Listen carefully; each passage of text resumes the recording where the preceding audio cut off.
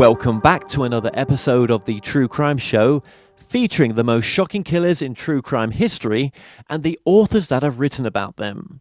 Now, on today's show, I'm about to be joined with my guest, Christian Barth.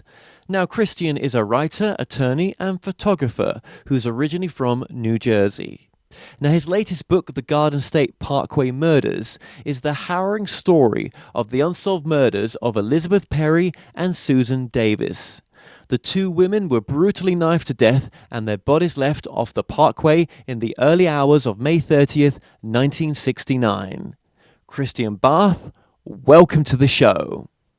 Thank you very much for having me. I appreciate it. I really, I feel you, man, because you've put 10 years into this book almost a decade to write this book. You did this with so much research, so much care.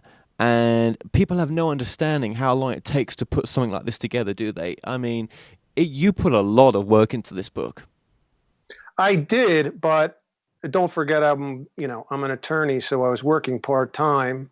I'm a father, so these things did compete. It wasn't a full-time 10 years. It was actually longer if you really wanted to get into it. I mean, the research, the interest spans almost 20 years. The hardcore research is 10 years, is exactly right. Really... a long time. It adds up. It does, and when you finished it, and it was brought by what your publisher's name is? Wild Blue Press. That's right. They are a fantastic publisher. I checked them out when I traced you down, and you really got with a good one there. They do some fantastic books, and they've got a really good book here. And it's a bit like giving birth, isn't it? Once you've done it, it's like wow. You did it. You saw it through. And so hats off to you because I interview a lot of people and I know what it's like to have it published and everything else. So that's fantastic, and I'm sure you had a lot of people, and there'll be more people to contact you about this particular murder. So I suppose the first question, I know you've been asked this a lot, and we're going to get into some different angles as well. But what was the pinnacle part for you to write this book? What did you write it? And also, just to give us a bit of a brief synopsis of the book as well. Well, first, as far as a history of when the genesis of the book, when I was a boy, about 12, 13 years old, we'd always take trips to the Jersey Shore during the summertime. And I remember coming home, not arriving home one of these vacations, but traveling home. And I was about 12, and in the back car, I remember my father was driving, my mother was in the passenger seat, and we were going northbound on the Garden State Parkway, which is a rural road. And I'm from southern New Jersey and near Philadelphia. So it's very, very suburban, tennis courts, streets, no woods, other than the landscaping. So we were driving north home, and I'd always look out the window and see just miles and miles of protected forest and woods, and always wonder what went on. I remember being interrupted in one of these sort of reveries by my mother saying to my father, and I remember the words specifically, she said, "They never found out who killed those girls, did they?" And I remember thinking, just looking over and seeing we passed this point of the woods and thinking, boy, that's really fascinating. And it just really stayed with me. And I didn't think anything of it until about 1993, when I had read in the Philadelphia Inquirer an article that Ted Bundy, just before he died, had made a number of confessions. And these happened to be two of the murders he intimated at being involved in. And that's really what piqued my interest from there. I actually spent several years writing a fictionalized version of the Garden State Parkway Murders called The Origins of Infamy.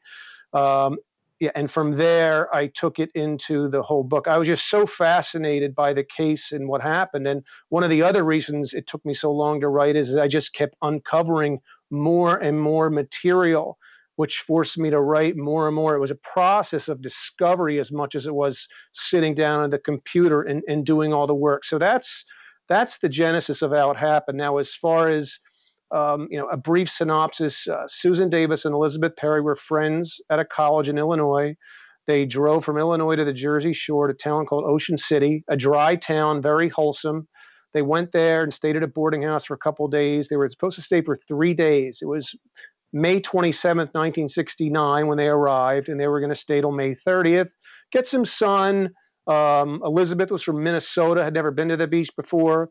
The plan was after the 3 days had ended, they were therefore going to go to thereafter going to go to Susan's house in Harrisburg, Pennsylvania, with their parents and drive down to see Susan's older brother graduate from Duke University in North Carolina. By the 30th, May 30th was a Friday. Memorial Day that year was on a Friday. They got up ready to leave at 4:30 in the morning, and their landlord on the 9th Street in the 9th Street boarding house they were staying said, "You guys sure you want to leave this early? I mean, it's dark, it's night. Why don't you stay?" There's sort of the sense of foreboding. No, no, no. And their last words are, "There are two of us, and we'll be all right." So they went there across the bridges to a town called Summers Point, a very raucous party town, completely different from Ocean City. And there's a lot of bars there. There's Tony Mart's bar was there. That's actually where Eddie and the Cruisers, a cult film, was filmed. That's where the band with Robbie Robertson got their start. They were actually discovered there when they were known as Levon and the Hawks, or Levon and the Hawks. So they went into this diner. No incidents happened. They left in Susan's car, which was a blue convertible. They drove 2 miles, and the rest of the book is basically what happened to them. A trooper drove by about 45 minutes after the coroner said they had eaten. He saw the blue Chevrolet convertible with the top down, called it in. It was mistakenly relayed to him as being abandoned. He had it towed, and then it was towed, and he didn't think anything of it, the trooper. He went ahead and left, and then Susan's parents started to worry because the kids didn't show up. They rented a helicopter. Helicopter came, and a search began about 3 days later. And once the trooper learned that the mistake had been made, and he came back from the fishing vacation, he said, "Wait, I saw that car. These girls aren't missing." And a guy named Elwood Fonts went in and found the bodies, and horrible stuff. And that's what happened. Absolutely. And how far away were the bodies from the car? The bodies were 200 feet in from the car, which was on the shoulder of the Garden State Parkway, the northbound, between mile marker 31.8 and 31.9. So that's where they were found, right on the side of the road, and just so nearby. Gosh. And what sort of state were the bodies in? Because obviously it gets warm at that time. It was quite a warm time of year, wasn't it? It was an exceptionally hot time of year. I don't know if you're familiar with the East Coast. It sort of has, as now, it's freezing, then all of a sudden it gets tropical. So it was unusually warm in the 90s, and that happened to accelerate the decomposition of the bodies. There was some animal infestation. Susan was found nude, face down, and Elizabeth, her friend, was found 10 feet away with all her clothes on except for her underwear. And they had been stabbed to death, beaten repeatedly. And again, the bodies were decomposed by the time they found them. So the actual crime scene, it wasn't in the best conditions in a sense. With that It wasn't. No. And so one had her underwear off and the other was naked. I mean, and there was no suspicions, was there, of any sort of foul play from a sexual point of view? Well, it's a very, very good question you bring up, Kevin. It goes into a whole other avenue. I'm certain that about serial killers, and I certainly did a lot of research and talked to several of them in preparation for this to get into their mindset of the Ted Bundys and so forth. And, there wasn't any, they still haven't been able to determine, because of the decomposition, whether there's any conventional sexual assault. There was, however, some other indications that the scene would suggest that, it was a sex crime, notwithstanding that. Okay, yeah, that would play out right. And again, their possessions, they had high value possessions on them. None of that was taken. All the wallets. None of it was taken. In fact, that piece of information I found out from one of Elizabeth's friends. She did have very expensive charm bracelet and I think a 1 or 2 carat diamond ring. These were very affluent girls. These were heirlooms that were on, and whoever did this didn't take anything. There was a few dollars left. So robbery obviously wasn't their motive or his motive. No. And are the victims' families still alive in the sense of the parents for any of them, or? No, they both set of parents passed away. Susan's parents died in 2016 within 2 months of one another.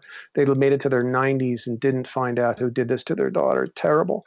Mrs. Perry had passed. Elizabeth Perry's mother had passed away years ago. Her father lived till about around 2011, I believe, and he was a family member I did interview. He never recovered from it. He never recovered from No, and even if they had have found the perpetrator or perpetrators, um, they never do recover. Some of them, unfortunately, and that's a real horrible side effect of all this. it. Yeah, The victim recovery, people don't take that into account when they've got to go to the parole meetings. You know yeah, that the pain is as raw as though it happened the day before the parole meeting. It could be yeah. 30 years after that, 37, 40 years. No, it's yeah, yeah. And did you get to speak to any of them?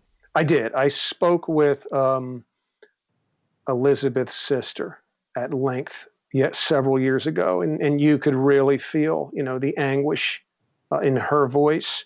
I did speak with Mr. Davis again a long time ago before I just about was about to publish The Origins of Infamy, and he chose not to speak on it publicly. Excuse me. Delightful guy, and the only other communication I had, other than that one interview with Elizabeth's sister, was sadly enough a not very nice email from one of the sisters. And even in that, you could feel the resonant rawness of her anguish. And even with your sort of credibility behind you, with the sort of day job that you have as well, they would have known how you would be treating this with care and due diligence. Do you know what I mean? You only Yeah. want to try to get the answer. You're not trying to make a quick buck from it as well. But they just don't see it like that, do they? I mean, you sort of they can't understand your passion for wanting to try to bring some light to this. Um, but you've got to respect him, haven't you? I mean, no one can know what it's like for someone that's been through that. Do you know what I mean? Well, it's true. And, I live with a person, she was in the news business for many, many years. And she said, and she put it best. She said, you have to understand, this is very raw for people. It's like ripping off a Band-Aid. They get the closure, and along comes Chris's book. And although it goes toward a greater aim, it nevertheless, I can understand why they wouldn't want to discuss it with either me or the press. I just happened to get lucky in one of the interviews. Right. Well, I mean, that's great that you did get to to have some feedback from them in a sense, and I know you've shared that in the book how they felt as well. Now now we're going back to '69, aren't we? So was DNA even a thing in people's, where was DNA at that stage in a sense? It wasn't a thing. No. I mean, I never really, I couldn't tell you where exactly the science of DNA, as not Watson and Crick, but the fact that it's connection to crime scenes. I did a lot of research as to where it's developed since that point, and even since the last.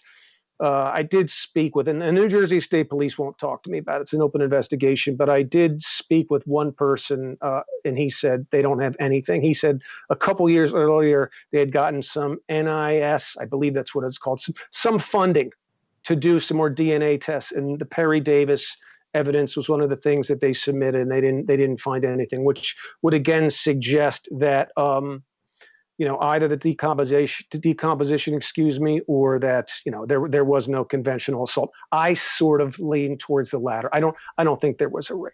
Yeah, yeah, and of course, the car's gone now, and Right. would you think the clothes that they were wearing are still somewhere, or? Oh yeah. Oh, absolutely. Right, All that stuff's in Trenton in an evidence vault at the New Jersey State Police. Absolutely. They found a watch, and they found Susan's eyeglasses, and presumably, Kevin, that they've kept the clothes. That stuff like that they never get rid of. Sure. And now I wonder what the size of the task force was initially, and would you have any idea how small it is now? It's a cold case, so periodically it allegedly gets reviewed. I don't know when the last time that was. It started out as an investigation of a manhunt is what it was. Once they determined that but they found the body so quickly once it was determined that the car had been missing, and it wasn't just them running out from home. It was 15 minutes between the time they started the hunt and found the bodies in the woods. So directly after that was when the investigation in earnest began, and that started off with a number of fabulous state detectives, several of whom I interviewed at length.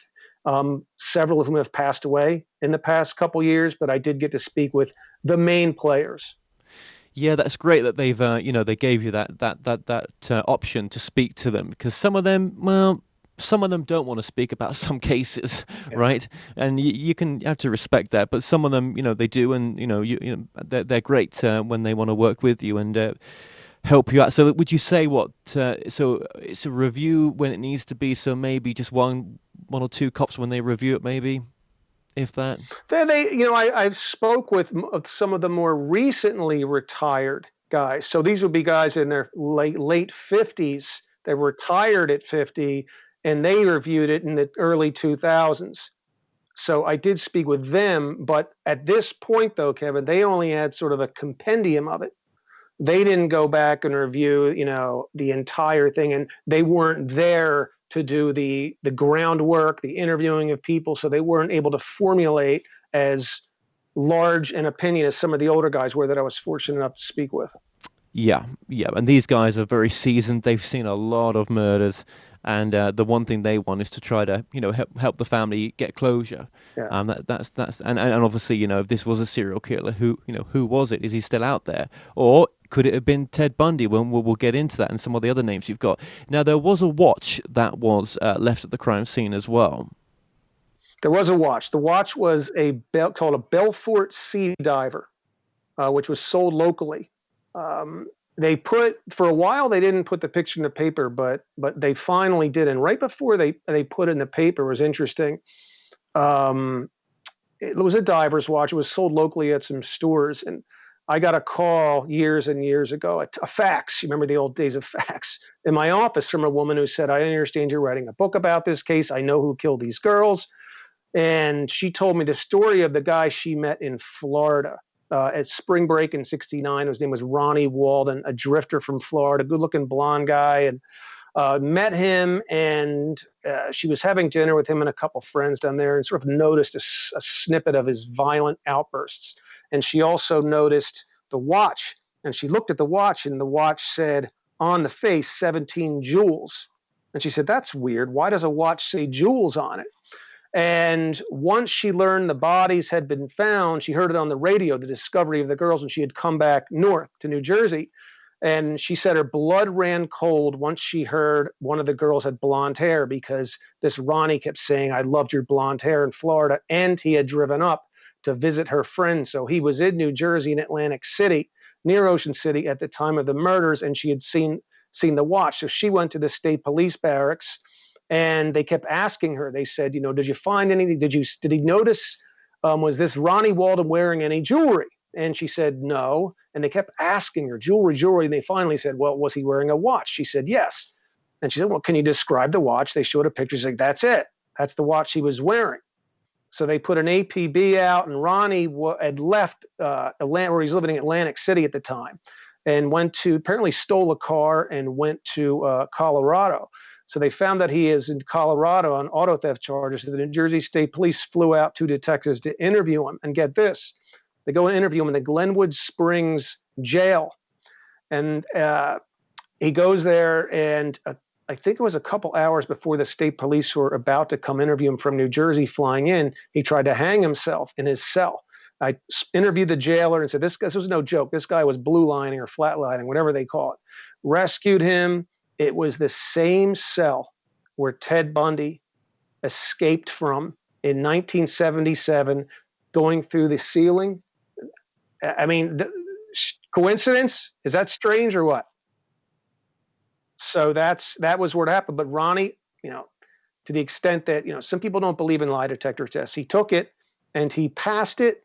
And I don't know why they never pursued him anymore, but my friend that I became friendly with, the one who originally reached out to me and knew him, faxed me notes that were contemporaneous with her discussions with the police in '69. She kept them all these years.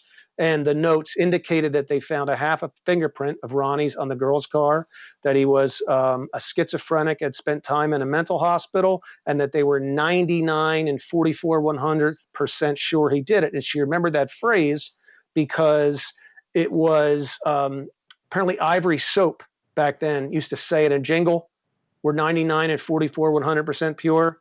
and that was used a lot. So that's how she remembered it. So despite all that evidence, he was let go, and he wound up spending an entire, rest of his life in jail. Did you ever write to him? No, what happened was I researched more. Again, I've gone off the deep end of this. In 1984, he was always in and out of jail. He was out of jail in South Carolina near Charleston, and he robbed a realtor. He'd go in and pretend he wanted to see properties, and then he would take the car and rob the guy and take him. So he wound up shooting the guy in the head during alleged botched robbery. They caught him after a long chase out in, believe it or not, I think Jackson Hole, Wyoming, brought him back, and he went to jail in South Carolina. In 1989, he stole a gun or smuggled into the jail, and he wound up keeping a guard hostage for 24 hours and with his gun, and let the hostage go. And they brought his brother in to try to talk him out of it, and he put his gun to his mouth and blew his brains out. So Ronnie's dead. Whoa. Ah, wow. You can't make that up, can you? But wow. So it really could have been this man that committed these two murders. Yeah, and then I talked to another woman a couple years later who had gone out on a date with him. It's one of those things where I was literally looking for houses along this rural section of the Parkway. If you look on the Google Maps, you look down, you can see their names and addresses. By chance, I called this woman, and she said, "Oh, that case, I know it real well. I went out with this guy, and I know he did it. Who was it?" She's like, he was from Georgia. I'm like, "Was it Ronnie Walden?" She's like, "That's him." During that time where he was seeing my friend's friend when he was up here, she went out on a date with him, and she said he pulled over on the motorcycle to a part in the woods and stopped there and just scanned the woods. For no reason, he pulled over, and she remembers women have this sense. They just seem to know when something's wrong better than men do. They're born with this. And she said, "I just had the feeling this guy's going to kill me." And she didn't know anything about, his involvement in this and whatnot. It wasn't until years later. Actually, it wasn't years later. It was right after she had told the police about this guy that they interviewed her as well, and she relayed to them her suspicions about Ronnie. So. Oh man, yeah, and to have half a fingerprint there that matched. I mean, that says everything. Yeah. What the hell was that doing on the car? I know. Well, that's what she said, and everything. She's a very credible person, and these were her notes contemporaneous. She also had an inventory list of the things down in Fort Lauderdale that was in this house where he was staying with a bunch of people, and there was a knife there. So there was a diving suit, a skin diver suit. Don't forget the watch was a skin diving watch. So a mountain of circumstantial evidence pointing towards Ronnie, but they were never able to, I think, because they just dismissed him too early. When they interviewed him in '69 after he passed a lie detector test, they just went on to other people. Well, what's your feelings with your type of job that you do? What's your feeling on the lie detector test? Can it be faked? I don't know. I've always wanted to take one. People, every detective I've talked to, when I tell them about, so-and-so flunked the lie detector test, they're very dismissive of it. And they say, well, anyone can beat a lie detector test. Sociopaths are experts at beating lie detector tests. And Ronnie was a sociopath. All these guys are. So it's a matter of getting them in the right, tripping them up on the right question. But I don't really have an opinion. I've never had to submit to one. I don't know anyone who's taken one. I've really only read about it in the context of these cases and persons who have been arrested. Sure, but as you said, a lot of the well-seasoned cops that you spoke to sort of dismissed that straight away. Which, it'd be great to interview someone that does that job for a living, and wow. So, okay, so where obviously you talk about Ted Bundy as well in this book, in a sense. Where does Ted Bundy potentially come into this then, if you've got such a strong case against Ronnie? Okay, well, there's another guy, but we'll get to him. Okay, so Ron, we won't go chronological. We'll go. So two times in 1986 and then 1989. 1986, Ted Bundy was about to be executed. He got off. He spoke with a gentleman named Art Norman, who was a psychologist on death row. And he said to Art Norman, words to the effect of, and he's speaking in the third person, He didn't have a lot to do. He had just finished school. It was 1969. So he went to the Jersey Shore, hung out on the beach, and met a couple of girls. And it wound up being the first time that he did it. And he felt this sense of taboo, of despair, this being the first time. So this Art Norman sits on these notes because he didn't want to violate the Hippocratic Oath, so to speak. In 1989, one day before Ted Bundy is executed, he is speaking with Dorothy Lewis, a criminologist. The second to last interview he gives, and she says, "Ted, you can talk about anything you want to talk about." And without any solicitation whatsoever, he starts talking about Ocean City, New Jersey, and says, "It was 1969. I was in Ocean City, New Jersey, walking around the boardwalk of this downtown area. And this is the first time I tried to abduct a woman, but she escaped. So I want to make sure that you don't think this is the first time I did it." But he didn't necessarily say I didn't kill anyone, or maybe he did, but I thought those words were interesting because why would he bring up Ocean City, New Jersey? No one knew any connection to him. Well, I found out after interviewing Ted's aunt, who lived in Pennsylvania, because in 1969, Bundy was attending Temple University. His family was from Philadelphia, or part of it. He was attending Temple University in Philadelphia, staying with the aunt nearby, and that lined up with the fact that there were not only to what he said in 1986 to Art Norman, but to what he said to Dorothy Lewis. So that's sort of how it lines up. And then I found out from the aunt, and Ted never mentioned this in either interview or anywhere on the record, that they had a house in Ocean City on 26th Street, which is a few blocks from where the girls were last seen and where they had stayed. If you look online, there's a picture of young Ted, about 4, in Ocean City on the beach with the fishing pier in the background with his grandfather, Samuel Cowell. So he did spend time in Ocean City. He simply never mentioned it during the interviews. I was the first to find that out and write about it. So I think to the extent that serial killers scope their grounds and like to familiarize themselves with where they're going to kill people, he certainly had ample opportunity to do so. Absolutely. I actually interviewed someone that's done the encyclopedia on Ted, Kevin M. Kevin. Sullivan.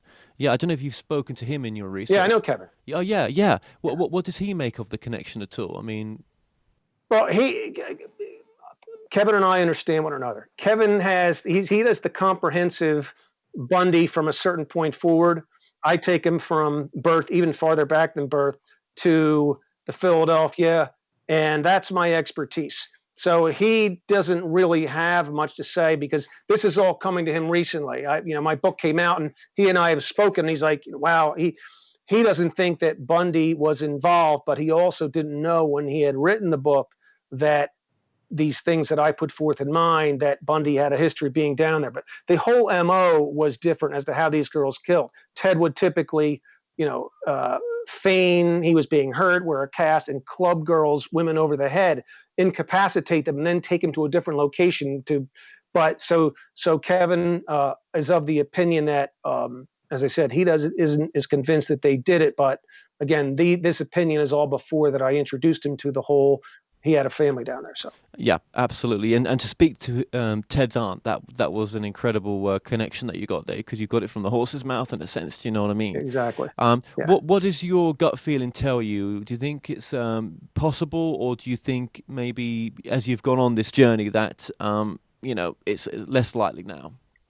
Well, here's the other part. I almost call it the 6 degrees of serial killers, because when Ted was in jail during the 80s on death row, he was next to a guy named Gerald Stano. Gerald Stano murdered 33 women in Florida in the 80s. Gerald, as it turns out, lived in the Philadelphia area in Norristown in 1969. Gerald confessed to the Parkway murders in 1982, or 80 or 82.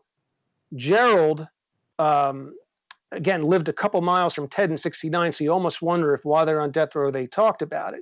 Gerald signed a confession to the Parkway murders, and Gerald was friends with one of the prime suspects in the Garden State Parkway murders, so they were acquaintances growing up, a guy named Mark Thomas. In the first days of the investigation in 1969, the police got a tip from Philadelphia that a clothing store clerk had overheard a tall kid wearing a yellow shirt talking about the murders to a couple girls. They found him, brought him over to the police station, the Philadelphia police station, the headquarters over on 8th Street.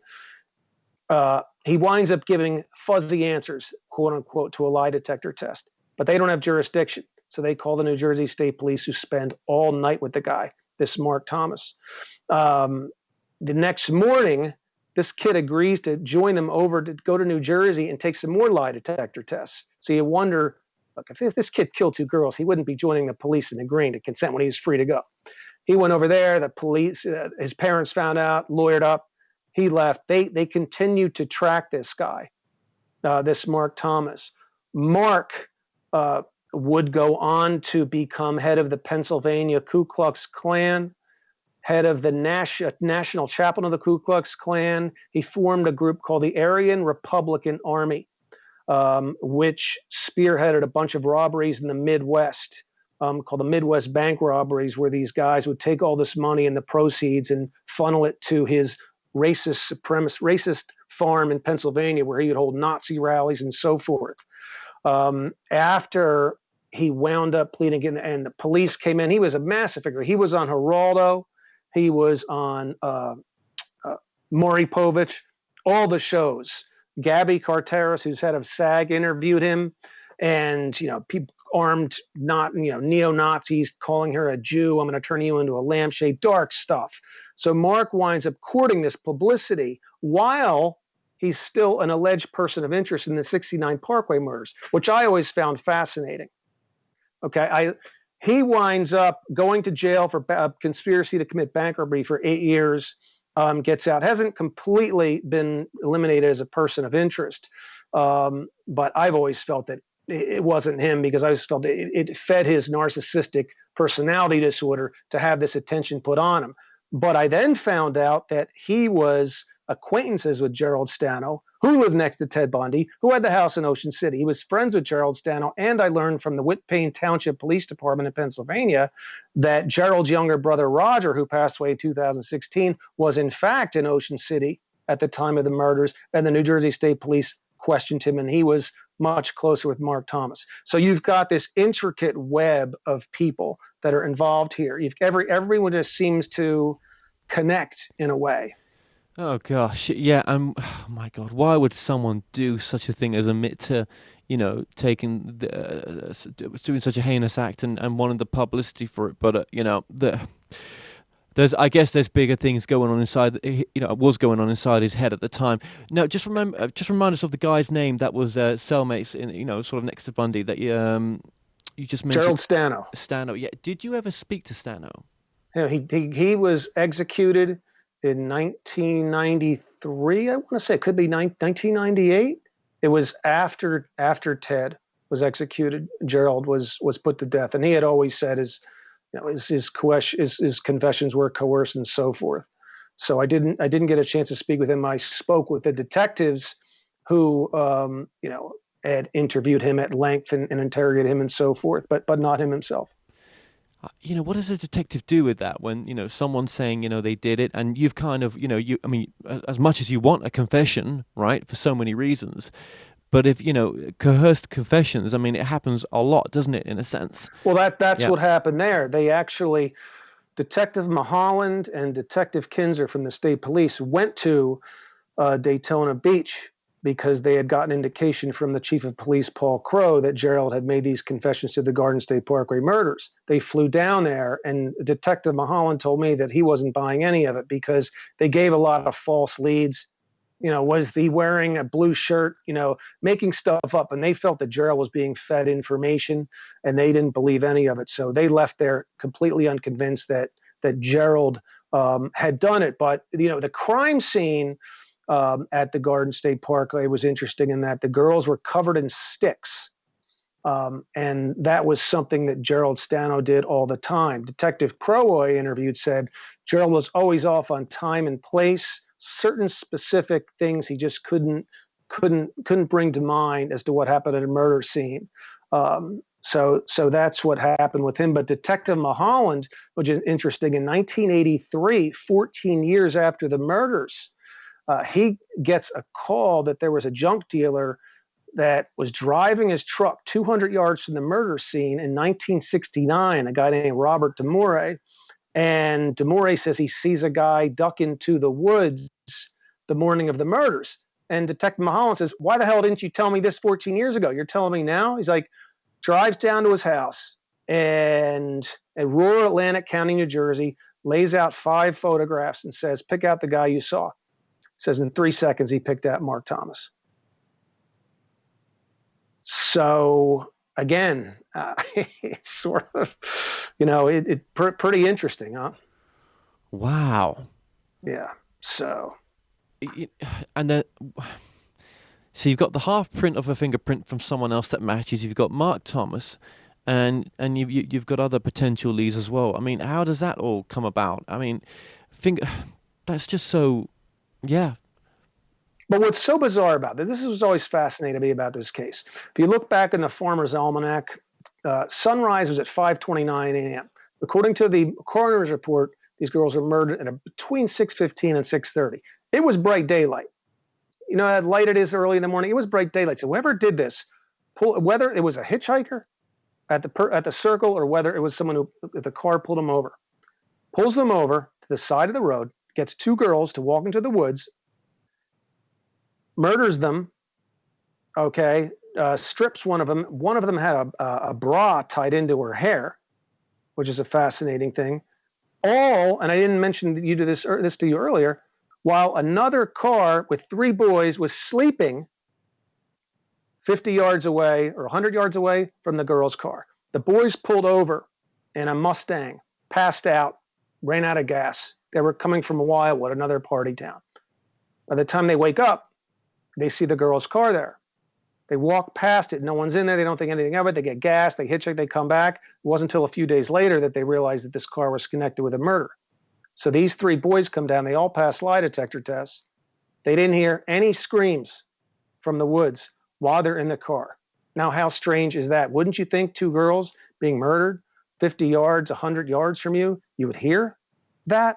Not only that, but whoever pulls them over with that car in plain sight, takes the girls in, kills them, and then leaves. Why does he, if his intent is to do this, why does he do it with another car parked there, assuming that the occupants were visibly in the car? But even if they weren't, it was in broad daylight. And one of the serial killer experts I talked to said he doesn't think it would be a serial killer because he said a serial killer would never want to get caught. That's his biggest fear. But still, the crime scene would suggest that it was a serial killer. And in the Garden State Parkway Murders, a cold case mystery, I just go into all these different scenarios. What did the cops think about the guys, the young guys that pulled up in that car? I mean, what was their feeling on One that? of them, well, they said they had come from Wildwood. They had, again, pulled over to the side of the road. The newspaper said they ran out of gas. One of the detectives I spoke with said that was complete BS. He said they were too drunk to drive. Back then, you could pull over and sleep on the side of the parkway. Maybe the cops didn't bother you. And they said they went to sleep, and by the time they woke up, they said the car was there, and they didn't put 2 and 2 together until days later, nor did they know that the girls were 200 feet into the woods away from them at that time. This took place while they were sleeping. 2 girls were murdered, and I want to say staged by the murderer. And all of this stuff happened, he did, while they were there in broad daylight on the side of a highway. Well, unless the murder happened somewhere else and the car was parked up there and the bodies were moved there. It couldn't. It just no. The way the police had surmised that the bodies weren't moved. They were killed there. Wow, what an enigma. Yeah. Yeah. Okay. Yeah, it's a difficult case, isn't it? I mean, I can see why it's taking you so long just to get the book done, just to cover every single angle. And as you say, you've spoken to serial killer profilers, and So if it wasn't, does any of the ones that we've talked about so far match someone that was not a serial killer in a sense? I guess Mark could have gone into that category. Mark wasn't, nor was Ronnie Walden. It was really Gerald, Stano, and Ted Bundy. There were other. I mean, at the end of the Garden State Parkway Murders, I give these mini biographies of. There were myriad serial killers in the area at the time. They just weren't heavily reported because no one really came up with that definition. It didn't really get into the whole public discussion until Silence of the Lambs and so forth. But there were many of them, and they called the Times called 1974, the golden year of serial killers because so many of them were out there, and that's when Bundy's alleged first murders took place. But you had a guy named Robert Zarinsky who, in 2016, DNA was matched to him, and he killed a woman on the side of the parkway or left her body there. He was from North Jersey. He died in prison, but he was connected with a lot of unsolved murders. So he's still a viable suspect. Say suspect, a person of interest that should be looked into. You had a guy named Eugene Clausen in West Virginia. There were these 1970 murders where these girls were beheaded. He was interviewed by the New Jersey State Police. It's so many of these guys, but the thing is this: where this took place contributed to it being what I call a perfect murder. It was a weekend, and I guess no one's really paying attention to it. It was just constantly crowded. You had a lot of all-night bars there. So I've always felt whoever did this was out all night drinking. Now I don't know if you've ever been out up all night partying. It's not a good feeling when 6 a.m. when you haven't slept. And you imagine someone who's psychologically unbalanced combined with that feeling. And for whatever reason, he could be an incel. He could have been a Vietnam veteran who'd come back with PTSD. I think the sleeplessness really triggered or heavily contributed to what he did that morning. But at the same time, it wasn't a spontaneous act to the extent that he was angered. He obviously had done something like this before, because you just don't do something that professionally and have that kind of moxie and then just take off again with the other car being there. No, absolutely. And you kind of touched on it, other murders that were in the area just before this one and after. Were there any others that were sort of similar to this one? Next year in 1970, there was in Wildwood, New Jersey, the same town where those boys had been, a woman was found murdered under the boardwalk there, big amusement park there in Wildwood. And she had sand stuffed into her mouth, had been garroted with an electric wire. And I recently found out, not recently, I shouldn't say that, but I did talk to one of the detectives. This was kept out of the paper, that a bow was wrapped around her private areas. So again, a staging of sorts, or a signature, if you will, something that didn't need to be done, almost to taunt investigators. But they were never, the state police did try to draw a connection, but they were never able to. In North Jersey, along the Parkway, and again in the 70s, there were a lot of murders. I always suspected there could have been a serial killer, a guy named Richard Cottingham, has begun to confess to a lot of them. He was around in the area, but nothing with these precise set of circumstances, that were at the off of 31.9 of the Garden State Parkway. Now, thank you for that. Now, just mentioning the name Richard Cunning again, I think we've mentioned him. You two were writing to each other, is that right? Richard Cottingham. Sorry. Cunningham, yeah. In 2010, I wrote him, and I wrote another person that the police were interested in, John Norman Collins, who was the co-ed killer of Michigan. He killed like 7 co-eds in Ann Arbor. There were extreme similarities between the murders in Michigan and the murders in the Jersey Shore. So the state police compared notes, but were never able to pin him to it. But Cottingham, I wrote to him on a lark and said, let me try this. Never done this before. I just sent out a letter, sent it to the New Jersey State Prison. A couple months later, I get a letter from him saying, first of all, I know you're writing about these girls, and in order for me to talk to you, I'm going to need a $250 food package sent to my cell, and I also need, if you come here, I need to give you $1. And with respect to the food package, he said, that's why I know you're not a cop, because a cop would be too cheap to spend $250 on a food package. I was saying, I'm too cheap to spend that on a food package for you. And the other point is, you're talking to a lawyer. If you give me if you give me $1, Now it's attorney-client. So I couldn't divulge whatever you told me anyway. And you know I'm writing a book, so what would be the point, Richard? You're so smart for me to do this. He just said if we did meet, he would tell me the type of person that would do something like this. But that's as far as we got, as far as our conversation. But he went ahead and he's talked to a lot of serial killer experts who have met with him since that time. So I don't know. Yeah. It's interesting running to some of these people that have been in for how long? I mean, he's probably been in what, 20 years maybe, or Yeah, more Richard? than that. More than that, More than probably. that. Yeah. Yeah. They get so institutionalized, and I think they want to tell their story in one sense, right? Because they want to talk to someone. It's a change of scenery, but that is different with the food package. It's like recently I wrote to the BTK serial killer, and he wrote me back, and we're in kind of early talks Oh, right really? now. Yeah, we're in early talks, but I mean, he was like, Kevin, I've retired from the BTK, and I was like, that's so odd to say that. Do you know He what I thinks mean? he's a celebrity. Yeah. He thinks he's a celebrity. Yeah. I've retired from it. I mean, it made me laugh to begin with. I mean, not laughing at Right. the crimes he did. I mean, they were bloody horrendous. Do you know what I mean? But just Right. didn't expect someone to say that. Do you know what I mean? Yeah. And he puts his little lovely symbols on there as well. The psychological aspect of these people it's incredible, and I think even some people that have been in for so long, maybe 30 to 40 years plus, right? Even though they've done their time, right? Maybe, right? They don't want to leave. Some part of Right. them does not want to go back into normal society. I'm sure it's Yeah. they get so. I don't know. It's but what do we do with them? I mean, if they're not safe to be with the general public, what do you do?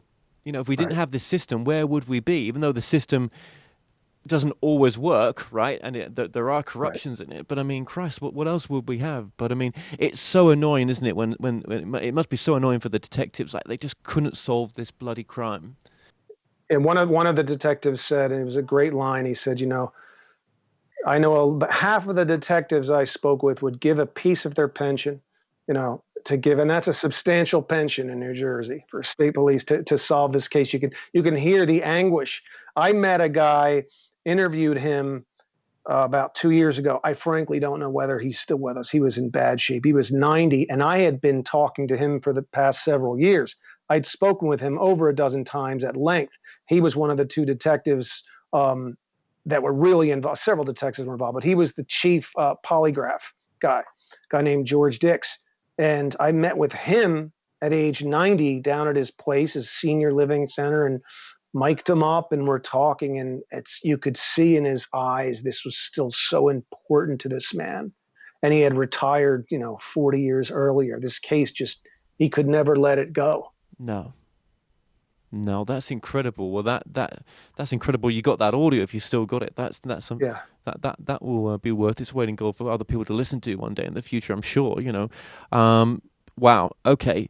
Well, maybe a future documentary for the book. Who knows, right? Who knows? Exactly. Who knows? You don't know where. I mean, this is early days for this book to be out still, and Yeah. I'm sure. I mean, have you been getting any sort of feedback from it in the sense of anyone that's sort of come to you yet with any information?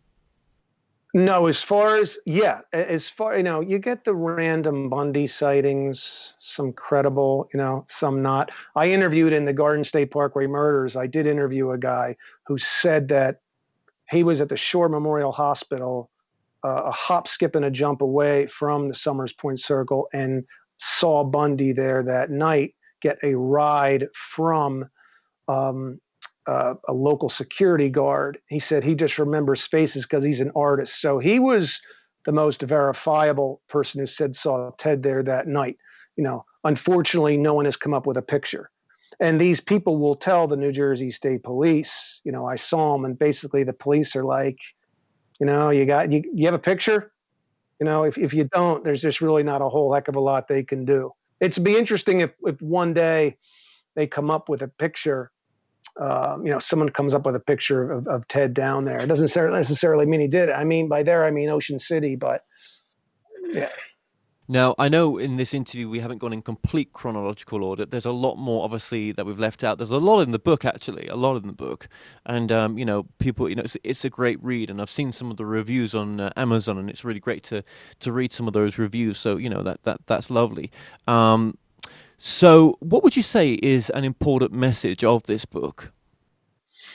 The message is I've provided so much information to the police, and I would hope that they could contextualize what I've given them as opposed to what they have back then. I've offered them a lot of new information, such as the Stano Thomas connection. This is not to say, obviously, that Mark was involved, but maybe Mark knows something. Gerald obviously had the capacity to do this. So I'd like to see what I hope that investigators, if they read this book, what they're gathering from it is, Chris has put a whole bunch of new stuff that we didn't know about because he's investigated in such detail. I'd really like to see that whole aspect of it, that Pennsylvania connection, really get explored more. Because I don't know if we're ever going to find the DNA. It's 2020. We don't have it.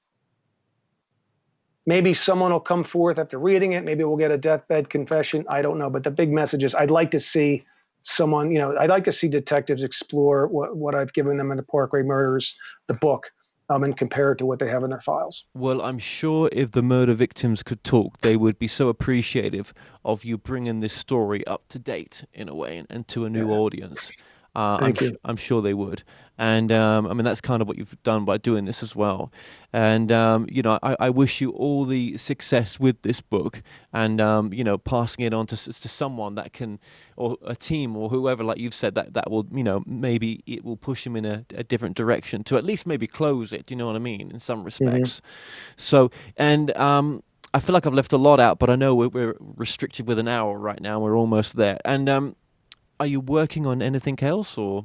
I'm in the very beginning stages of trying to, and I use this prefatory language, a podcast which would be limited to the Parkway Murders. I don't have any, harbor any illusions about going into a whole series, but I'd like to do a several part series on that. But someone who's technologically as deficient as I am, that's going to be a project in and of itself. So I just trying to get, the word out and, Facebook, even since again, a lot of older folks are getting, really getting a lot of great feedback from them saying, I remember this, let's get this solved, hopefully get a groundswell of support. For this, the Sunrose Words and Music is the only independent or one of two independent bookstores left in Ocean City, New Jersey, where these girls stayed the last night. And the owners, Nancy Miller and Ross Schifflin, are selling my book. They have it out there. So nice. And they sold the last book. So they've been great. And obviously, I just want to say that it's available on Amazon, in paper and in Kindle. Things like that. Yeah, absolutely. And we're going to link the book in the description below to some of those sites as well. No, I think the podcast is a great idea. And, you've got so much other material associated with this case that never made it into the book, even if it's, whatever interviews that you've done, I'm sure people would love to have that in, mixed up in the podcast maybe as well. Yeah. So I think that's a good idea. Okay. Well, you're going to be busy for the foreseeable while with this. So, yeah, you know what, Chris, just thank you so much for coming on today. And the website for this book, we'll link it as the publisher website, I think. That's probably the best thing to do, yeah. So that's been coming up on the screen as well. So if you want a bit more information on Chris, just go to the website that's on the screen right now, and we'll link that in the description. So, Chris, thank you for today. Thank you. I'm very blessed and grateful that you had me as a guest. I really genuinely say that, more people like you show an interest in the case. It gets out, the word gets out in public, and, maybe we can get some justice and some closure for Susan Davis and Elizabeth Perry.